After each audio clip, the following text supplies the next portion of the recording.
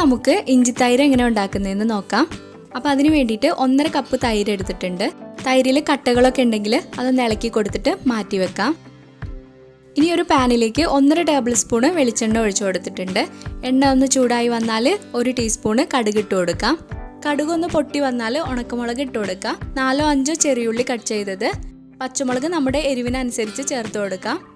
പിന്നെ വേണ്ടത് 1/4 കപ്പ് ഇഞ്ചി ചെറുതായി കട്ട് ചെയ്തത് കൂടെ ഇട്ട് കൊടുത്തിട്ട് നന്നായിട്ടൊന്ന് വഴറ്റിയെടുക്കാം. ഇനി ഇതിലേക്ക് കുറച്ച് കറിവേപ്പില ഇട്ട് കൊടുക്കാം. ഇപ്പോൾ ഇത് റെഡിയായി വന്നിട്ടുണ്ട്. ഇത്രയായി കഴിഞ്ഞാൽ നമുക്ക് ഫ്ലെയിം ഓഫ് ചെയ്യാം. ഇനി ഈ പാനിൻ്റെ ചൂട് ചെറുതായിട്ടൊന്ന് കുറഞ്ഞു വന്നതിന് ശേഷം തൈര് ഒഴിച്ചു കൊടുക്കാം. ആവശ്യത്തിനുള്ള ഉപ്പ് കൂടെ ചേർത്ത് കൊടുക്കാം. ഫ്ലെയിം ഓഫ് ചെയ്ത ഉടനെ തന്നെ തൈര് ചേർത്ത് കൊടുക്കരുത്.